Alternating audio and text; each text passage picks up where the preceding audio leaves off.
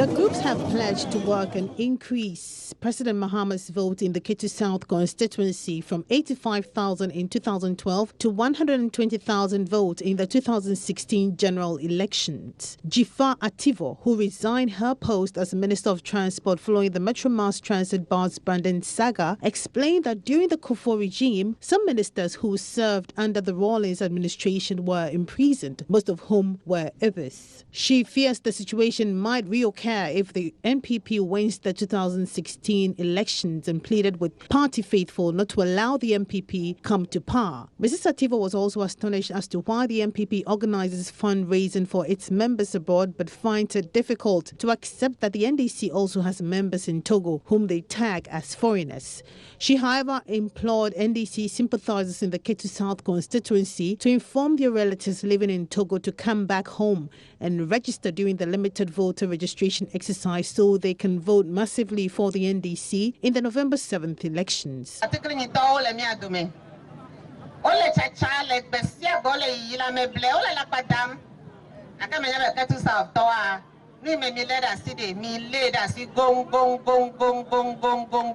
The NPP has planned to feed the Volta region with lies. But I want to tell the NPP that the agenda of peddling lies will not materialize in the region. We, the people of the Volta region, will forever remain members of the NDC. When the NPP won power in 2001, most ministers who are Ewes were imprisoned, including Salome, Abodaki, and a host of other ministers. Does that mean no individual from any other tribe has faltered in the discharge of their duties? I want to remind you that it is your votes that will decide if Fifi Kwete and I will be prosecuted and put behind bars or not. Do well to inform your relatives living in Togo to come and register during the limited voter registration exercise so they can vote for Fifi Kwete and John Mahama.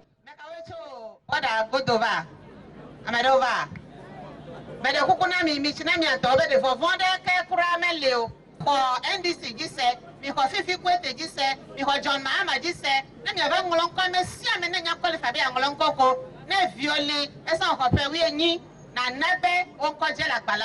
The Member of Parliament for Ketu South, Fifi Kwete, labelled the MPP as an evil party and accused them of spending 6 years in power without constructing a major road in the country. He advised Ghanaians to reject such a party which comes to government and spends the country's resources without undertaking development projects. From 2001 to 2006, NPP could not construct one major road in Ghana.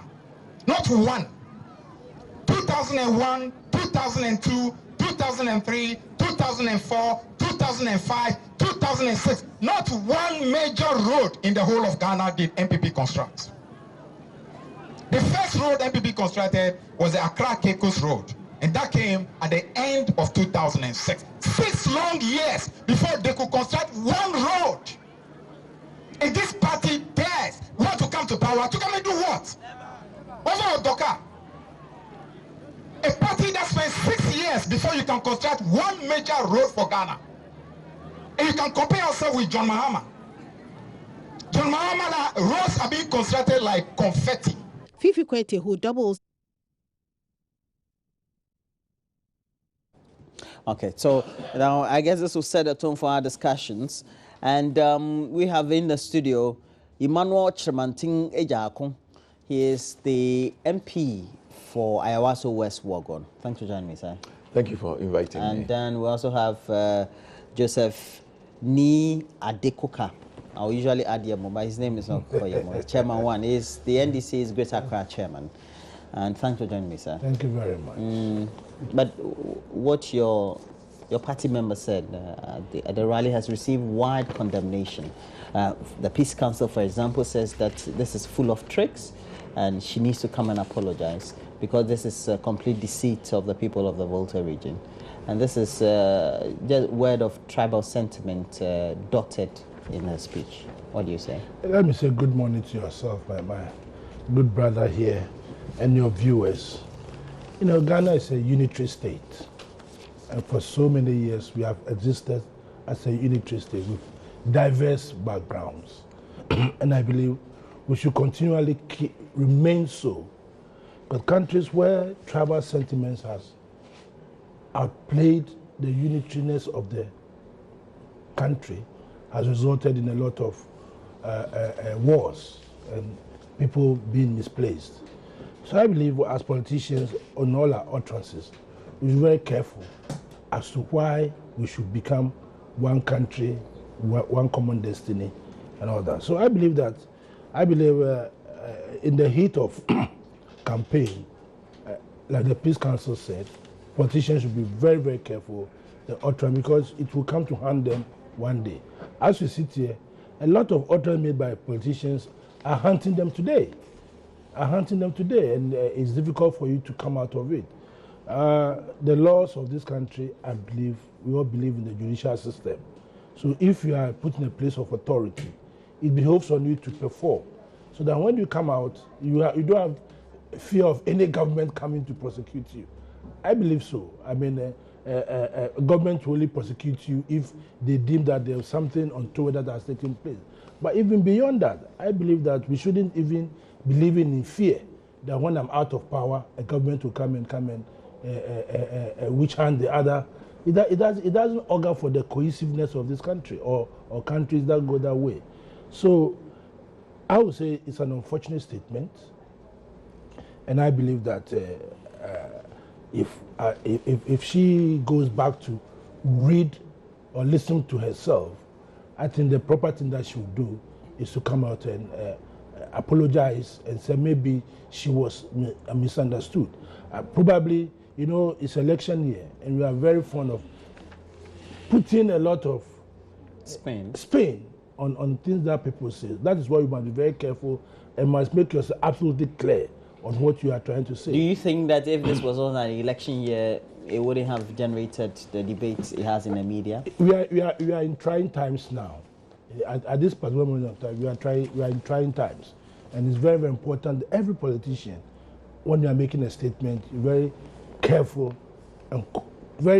on what you say. That will not divide the country. It's very, very important. So you do agree what she said is very divisive? I think it's disappointing that I don't think she should live in fear. I mean, I have every confidence in her that she's done a good job at wherever she has been. All the ministers that the government has appointed are doing a good job. So I don't know why you should live in fear that if you're out of power, God, touch wood, will not be out of power in any case. Till 2030, when all of us have left this earth, before a free government probably come out. But then, notwithstanding that, when you are given a job, you should do your job with your conscience being clear, and know that when you come out, because it's by nobody's. People are prone to make certain mistakes, and there are mistakes that even the nation itself will forgive you if you have made a mistake, which without any ill intent or any malice. So I think with these things, I don't think people should be scared of another guy. You see, what informed this kind of thinking is that our past record, right, does not give us good indication. Every government that has come since Kwame Nkrumah was overthrown, people have gone to prison, people have been witch-hunted, probably not on tribal lines. Maybe that is what we should have taken down. But so you say your party also witch-hunt some NPP? I'm saying that. You see, the statement I made was a broad statement. That is what the when you contextualize in you think I'm putting a spin on your statement? Yeah, you think I'm putting a spin? I'm saying, do you think I'm putting a spin? That's what you are trying to. I'm saying government since Kwame Nkrumah was overthrown, right? Every government that what happened to Kwame Nkrumah? Okay, let me ask you this. Yes. The NDC. Yes. Do you have fears that if you lose the election, because of maybe certain actions or inactions of some of your personalities in government, you could be hauled to the court? I personally, I don't have any fears. I'm not talking about you personally, as a party. As a party, you don't have do you have those fears? Do you discuss that no, in your as meetings? A member of the National Executive Committee, under no circumstances have we ever sat down to discuss this kind of issue, because we are a party. And individuals will be held for their action or inaction. not the party. It's individuals who will be held for their actions or inactions. As a party, we are prone of, we are, our policies that we have to develop the country and make sure that development goes. Individually, do you think that there are some individuals who could be, I don't know. Who you fear? I don't know of that. I don't know of any. That's why I'm saying that with this particular statement, I'm very surprised about what she said. I don't think she's got any. So do you think she needs to come and apologize? I think so. Maybe she was. You think she has to come and do what? No, maybe she has not been misunderstood, right? She has been misunderstood, right? By who? Who? The media misunderstood or the public? The spin that has been put on this. Who has put spin on what? No, I don't understand. But the few translations that I've got tends to point the other direction, right? But I'm well, maybe the media headlines have not captured it right. Exactly. That's but succinctly, what she intended to say was that the MPP, when they're in government, is always vindictive that's the word. That's the word I don't want who us have to. served in government. That's what she said. That's the word I don't want us to use because other people are. Do you agree her statement is divisive?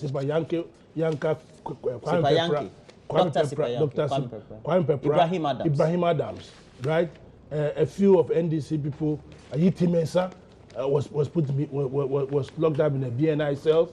You know, but that's what I'm saying. As a nation, we shouldn't go that way.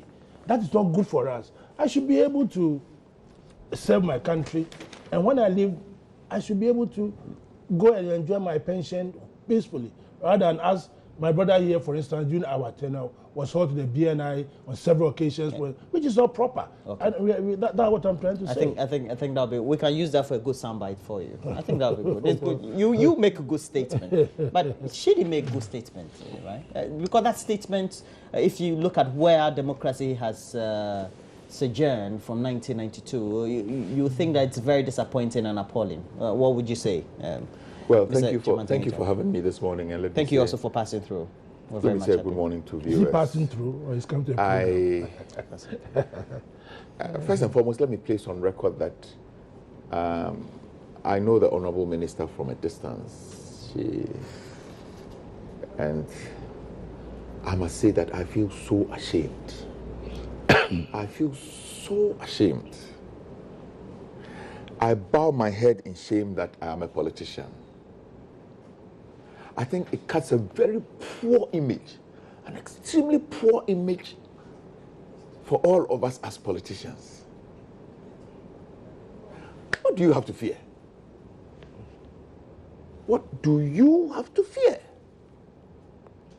That if the MPP comes to power, you will be jailed. You see, recently, His Excellency the President, in one of the media encounters, I think the issue of Wyoming came up.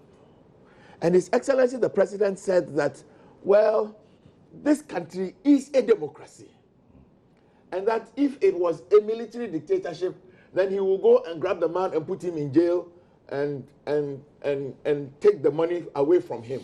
It was an interview with one of the media. That is what His Excellency, the leader of DZIFA Ativor's party, that is what he said.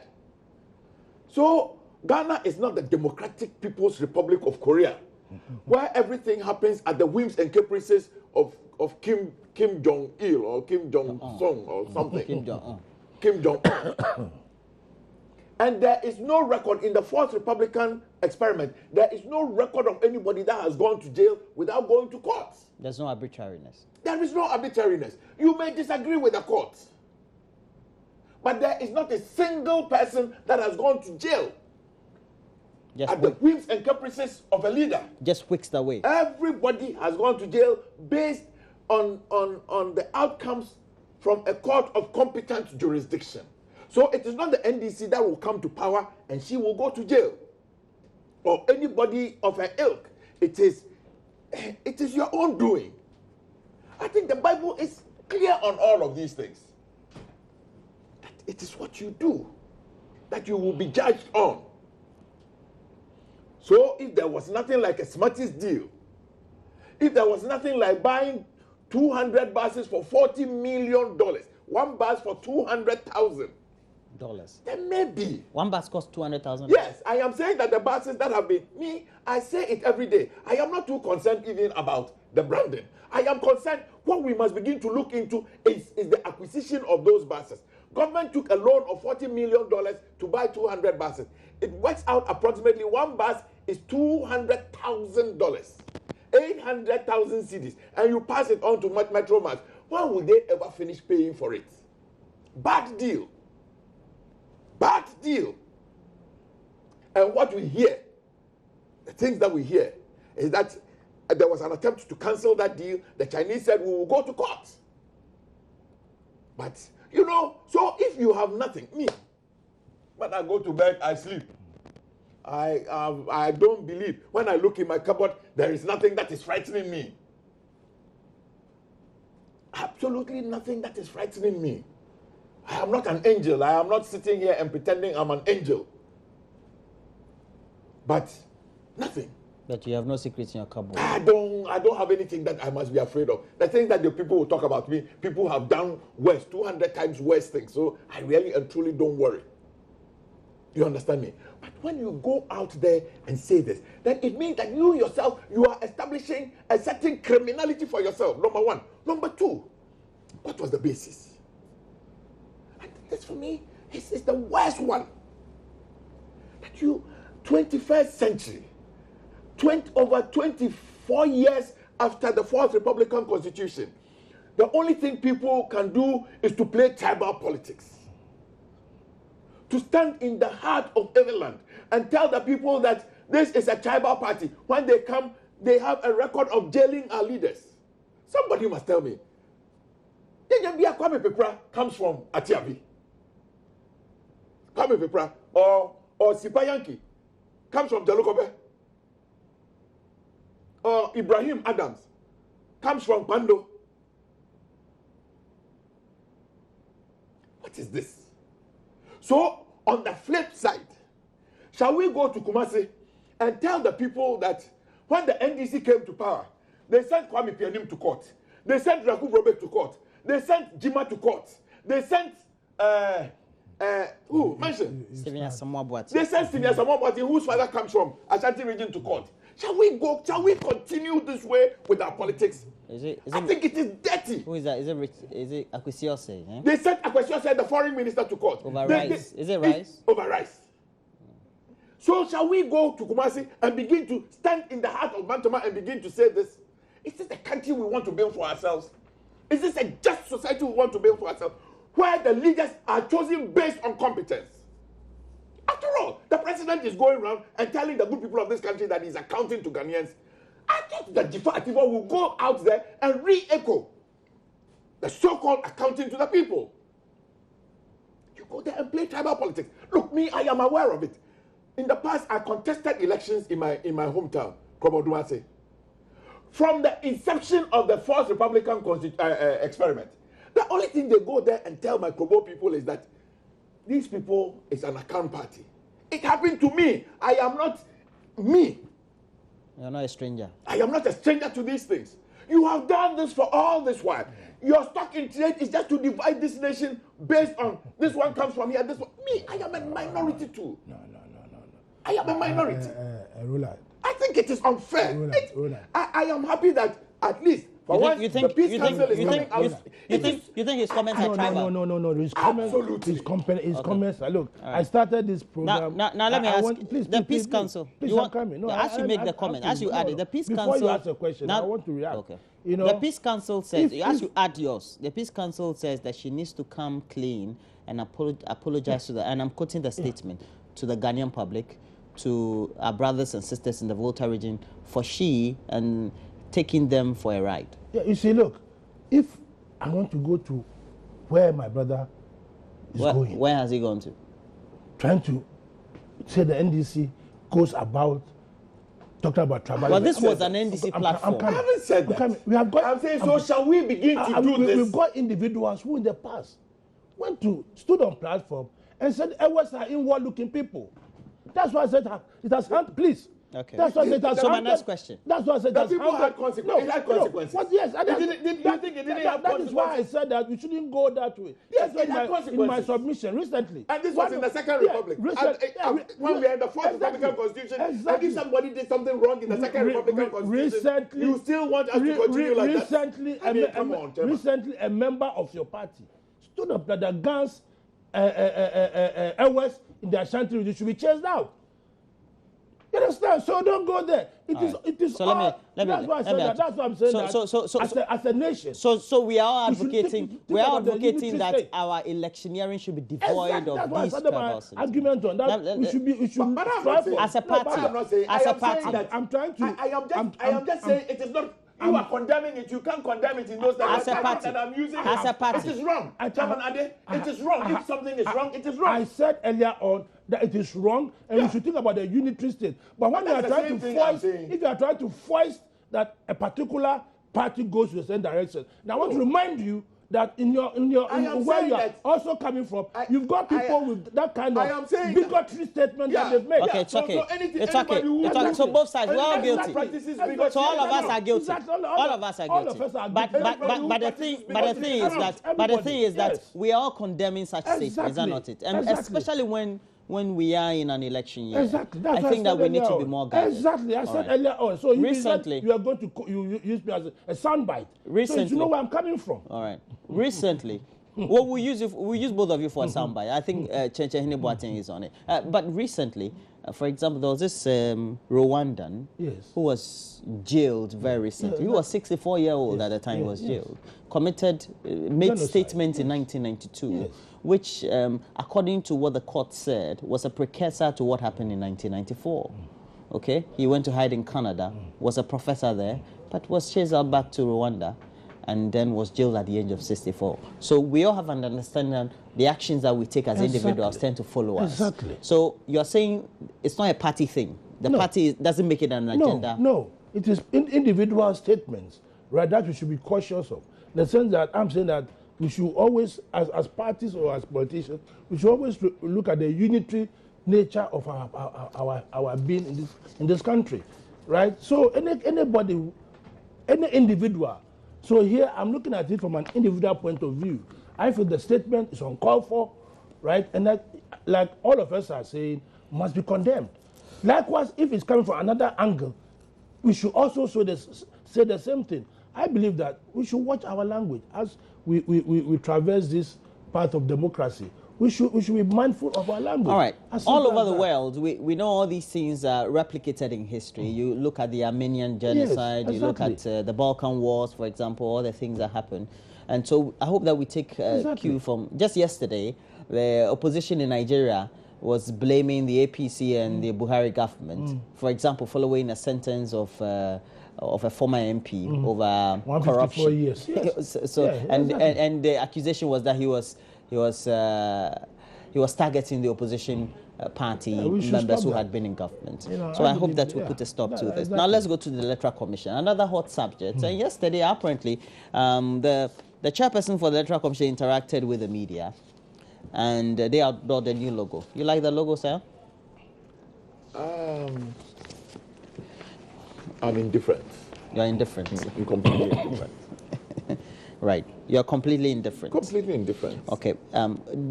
Except that it doesn't make sense to me. According to her explanation, it's an embodiment of course, non-stakes, but it's an embodiment of who we are. And you look at how the logo is. We're coming to the center. An arrow is coming to the center. We have colors all around it.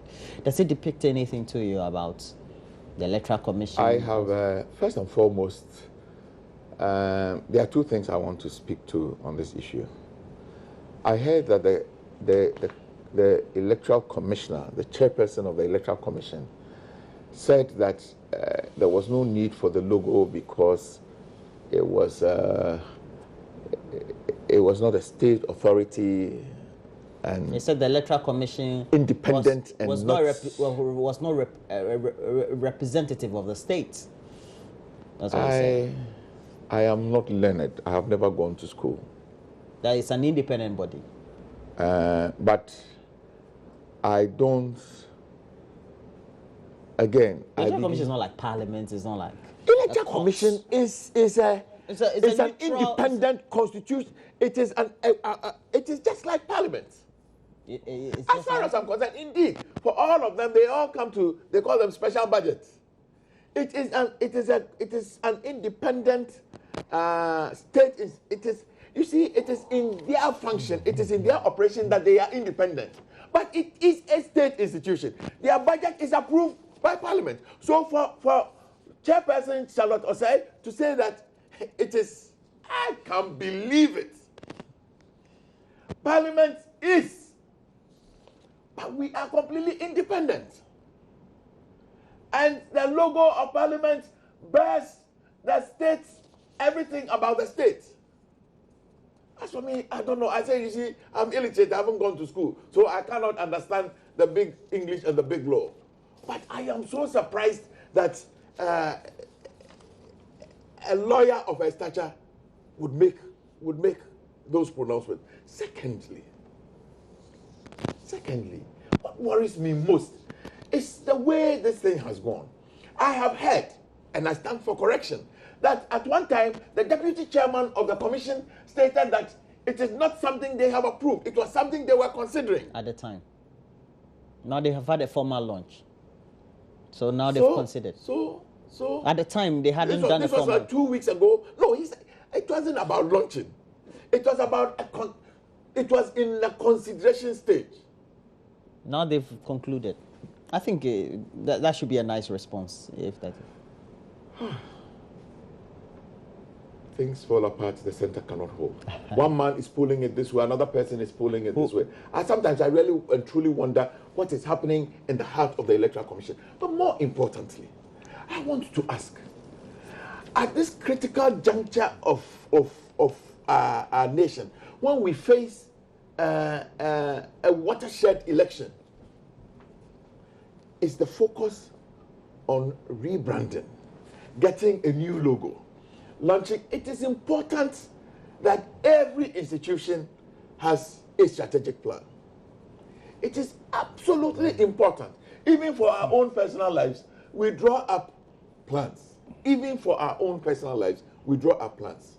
So therefore, for an election management agency like hers, it is completely acceptable that they draw up a strategic plan. And I want to believe that there was an input from the UNDP and all of that, because one time there were issues about their working relation with STL, and all of those came up in the draft of that UNDP report.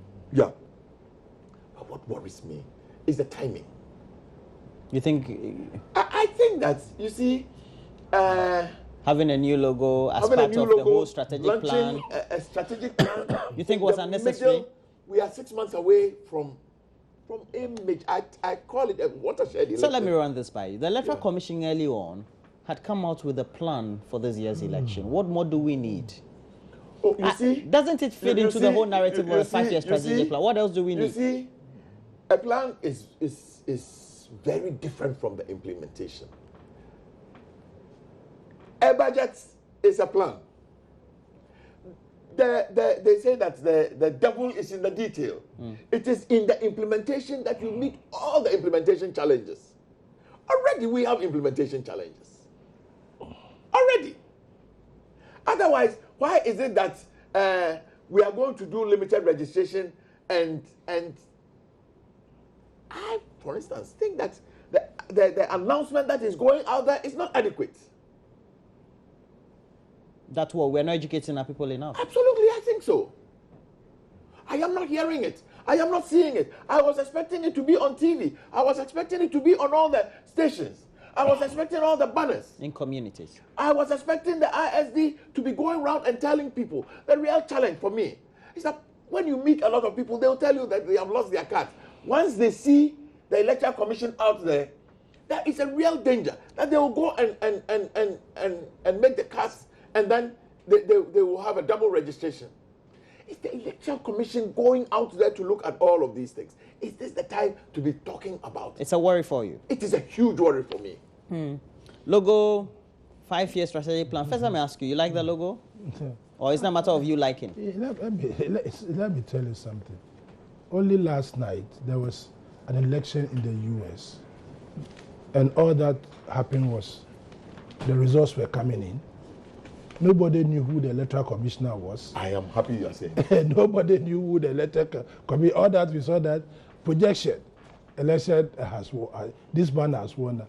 And in this country, every 4 years, since we started voting, not the Fourth Republic, forget about the other republics.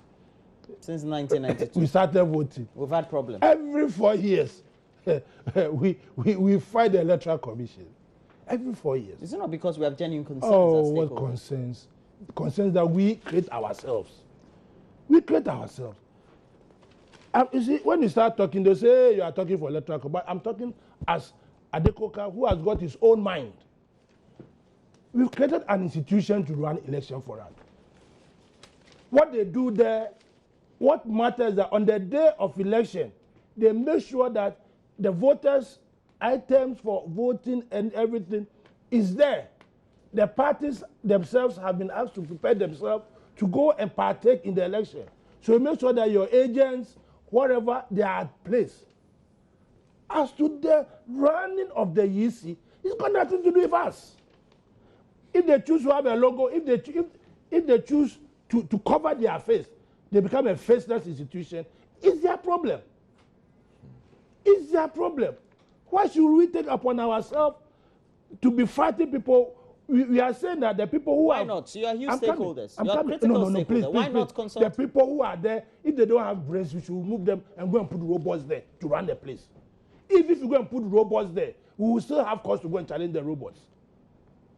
They have decided that they are doing their work. Does the change of a logo, does it stop us from going to vote? Does it stop us from going to vote? It doesn't. So why should we make so much fuss about, I keep saying that Shakespeare's much ado about nothing.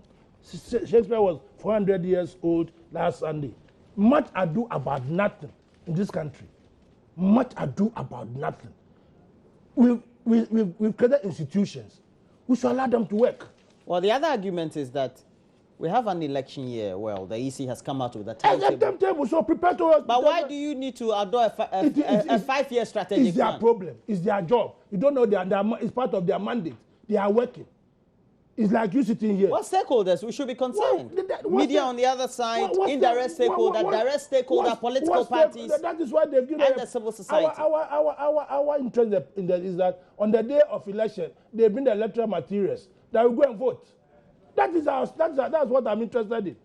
I'm not interested in who becomes... You should be interested in how they conduct the elections. They are conducting, that's what I'm saying, that on the day of the election. And then how they compile the results and all that. You say you don't have to take, all you need is that... I'm going to, when I go vote, there, and then a winner is declared. I'll bring my agent there to come and make sure that the people who are coming are duly qualified to vote. I'll make sure that, at the end, I tally and make sure that if 10 people voted there, then 10 people are recorded.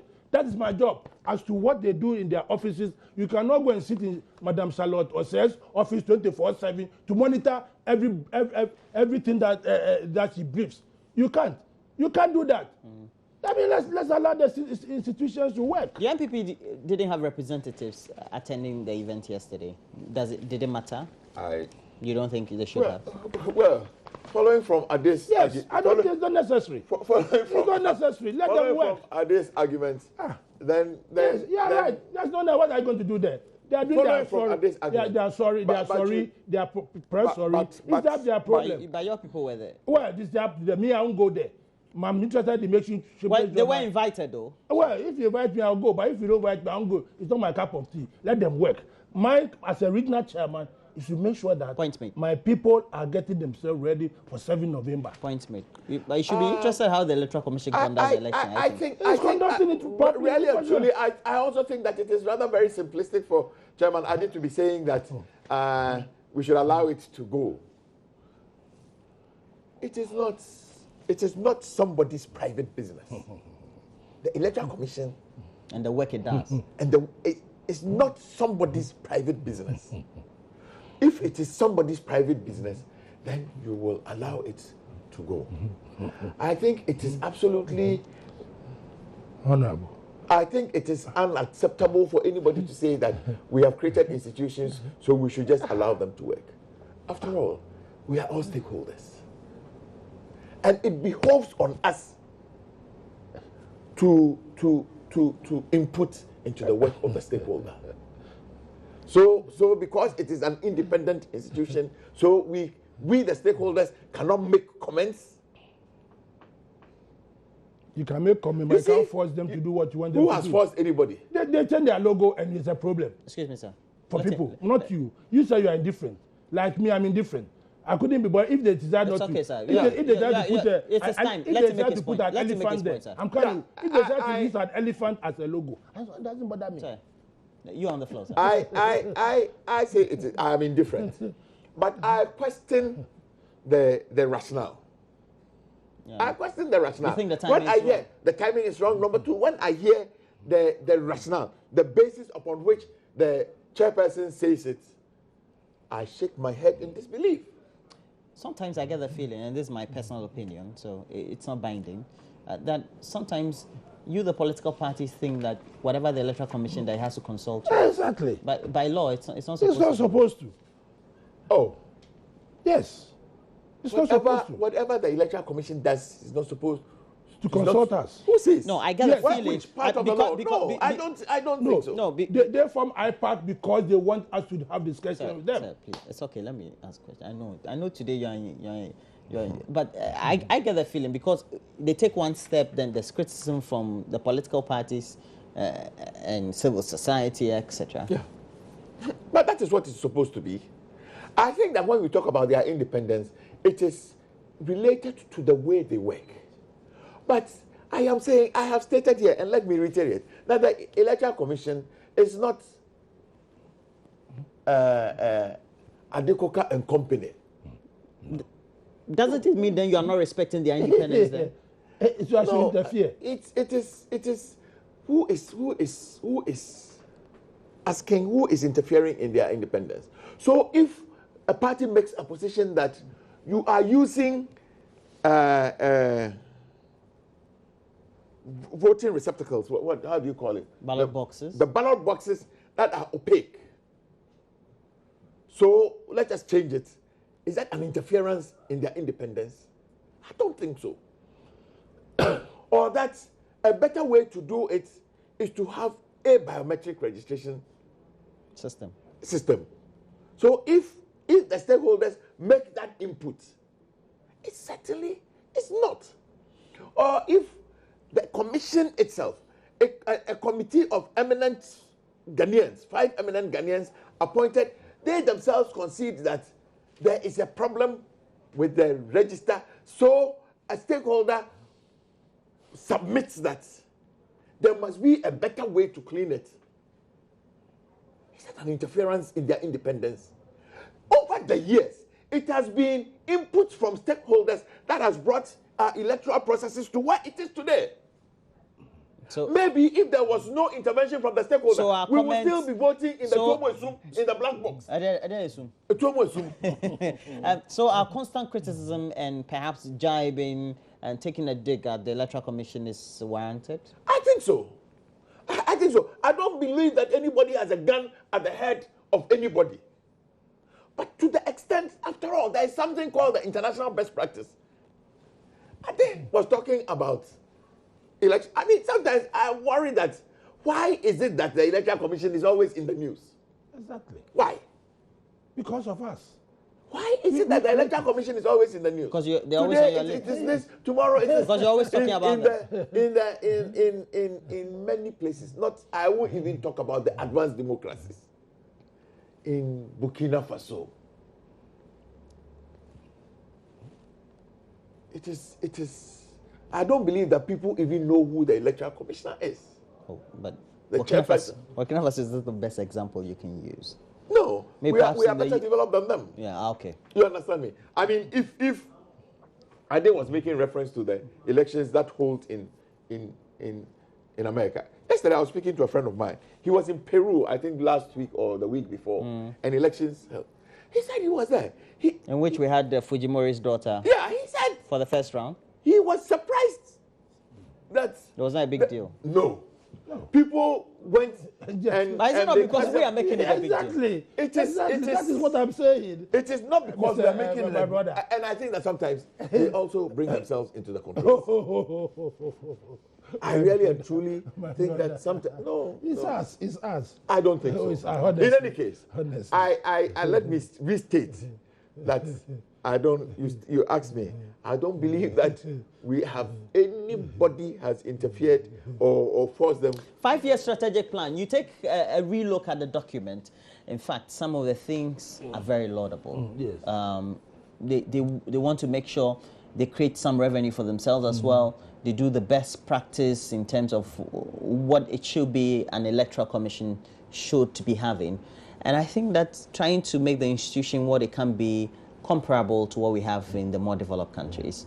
I think we should also give them some credit. You know, 5 years strategic plan. I would wish that, I don't know 5 years, Roland, we'll be able to sit in our houses and vote. Press the button and vote. And nobody will come and make noise. Period. That is all. Nobody will be wasting time to go and stand in the sun for so many hours. You just sit somewhere, press, you have registered, you just press button. At the end of the day, the result are declared, we move on. Look, we have to... But then what role will party agents be playing? I'm saying that, you ask me a question, you show that all this hullabaloo that is going on, will be, look, come this election, you hear people with macho men going... Because I wanted to ask, there seems to be too much tension. So why? No, I have to ask you. You're asking yourself. That's why I'm asking myself that why is it every 4 years we find ourselves so in much this tension. So much tension for what? Yeah. For much ado about nothing. Let the system roll on. Like this morning, you brought us to the studio. I just woke up. I drove here. You left your business. I came to sit here. We have a decent conversation, and we are going. Because you've set up the system. When I came, the cameramen are here. Everything is here, and we are rolling. You don't have to care about what's going on. I don't have to care whether the camera is... You should be worried whether your input is going on air or not. Well, that one, me, I'm sitting here. I don't know whether it's going out or not. You don't want to I don't want to have about that. I'm sitting in the chair and we are talking. Do you trust the Electoral Commission that this year, for all the things that you've seen and what they are saying, and all the steps they are taking, they will conduct a very free and fair and credible elections for you? Or it's too early to assess? I must say that this is a very personal. I don't speak. I don't make. When I say this, it is not a party. Yes. It is not a party position. It is a personal position I have. I think that the Electoral Commission, particularly the chairperson, is putting herself too much into too many controversies. I think so. I think that she has personalized the issues. Dr. Farijan, wasn't he worse? Because he was a man. You see, there is something they call the benefit of hindsight. With the benefit of hindsight, you like Dr. Farijan? With the benefit of hindsight, it is beginning to appear to me that, but that is my very personal opinion, and that is it. That what? Roland. What is it? That with the benefit of hindsight, what? You were asking me. You asked me whether I trust the Electoral Commission. I think it would be wrong for me to say that I do not trust the Electoral Commission. The Commission is made up of hundreds of people. I think there are some very decent-minded, hard-working, straightforward, who have no positions. They take it as their job. They know that they are an election management agency, so they cannot have sites even though they vote. They think that sovereignty belongs to the good people of Ghana, and it is only what the good people decide. They are only shepherding a process. But I also want to believe that there are some other people. There may not be too many. There may be a few. But the elders have a saying that it is the few nuts that spoil, the few bad nuts that spoil the groundnut soup. I believe that there may be a few bad nuts who take it very personal. They think that they have a mission to accomplish. They look on this as a payback time. They look at this as I must accomplish something for somebody. Roland. And that is my personal view. Roland, you see, since the lady was, even before she was going, Electoral Commission was going to come. There was media speculation. And they said that the president had no right even to do that. Who said what? Oh, if it was taken to court, remember. The Electoral Commission has been appointed by various presidents over the years. Nobody saw anything wrong about that. When President Kufuor came, he appointed some of the commissioners who went to retirement. Nobody saw anything wrong about that. But this particular one became a problem. So the perception from a certain angle has been, let us demonize this woman. And that's what they are doing. The lady was chairperson of the NCC. When she was there, nobody saw anything wrong about her. She was working there perfectly well. Nothing was said about her. Immediately she became Electoral Commission, hell broke loose. And that has been the mantra, to demonize her and make sure that, but for me, I believe that we should allow her to do her job. The Electoral Commission, as parties, we have formed IPAC. If I have any grievances, it goes to the IPAC. And all parties are represented there. I was listening to the member of the chairman of the PNC. He is even asking that these days they should bring pressmen into IPAC meetings for them to sit in. Who is the chairman of PNC? Bernard Mona. Bernard Mona. Oh, okay. Yes. Yes, he's the chairman of the he went to election and was elected as the chairman. Oh, no, I'm just asking. Yeah. I had forgotten. He is, yes. I'm just you understand? You understand? So, because what's happening is that people go in, take a decision, they come out and they sing differently. They've got two maps. They go in, all of them agree on a position, they come out and they sing differently. So I think that in the next meeting, Madam Charlotte said, if you are watching us, anytime you are meeting IPAP, please bring the television camera, make it live, because that is what they want you to do. They want you to expose yourself in your meeting, even your board meetings. Bring the camera in so that the whole Ghana will see that. Exactly. Exactly. Let me make it. On the contractual relationship between EC and the Superlock Technology Limited, Mrs. Osei said the EC had a contract with the technology company to provide biometric registration equipment, verification kits, and WA, and that's wide area network systems, as well as manage the EC's database. She explained that any decision to allow the EC to own the database would depend on all the 7 commissioners of the EC and the ability and skills of the staff at the Commission's ICT department. And I was listening to her live. She said, well, unless we're saying that they have all the skill sets, and which they don't, they can't be doing everything on their own. Some they have to outsource. All right. Let me just say this. I think it is also wrong to submit to that. You see, as for me, I am happy that all the provisions in our constitution is going through some challenge. You mean it's been questioned? Yeah, it's good. For instance, as we sit here, Ade is making reference to the fact that this Mrs. Charlotte Osei was with the NCC. Was NCC, and then she made a lateral move to Electoral Commission. I think that is what was even wrong. That was the substance of the debate, the court action. So next year, after January 7th, when Nana Addo Dankwa Akufo-Addo is president of the Republic, what it means is that the president has been set. Then it is well with it, because the president has been set. Then Electoral Commission, when you are put there, until you retire, nobody can change it. Then you can make a lateral transfer. You can move the current from another state. You can move the current NCC boards to Electoral Commission and take the Electoral Commission boards to one of the. The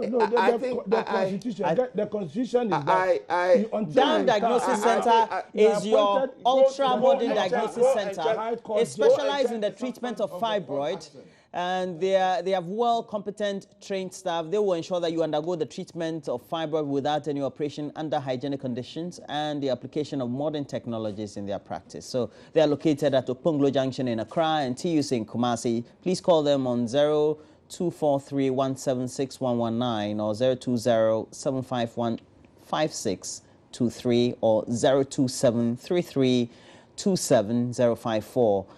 Dime Diagnostics or Dimed Diagnostics Center. We treat fibroid without any operation. All right, so that'll be it. My guest this morning, Joseph Ni Adekoka, is the chairman for NDC Greater Accra and also member of parliament for Ayawaso West Wogong constituency here in Accra, is Emmanuel Chiramanting Ejako. Thanks for joining me, gentlemen. Thank you. We're taking a break. When we come back, we have entertainment. Do stay on.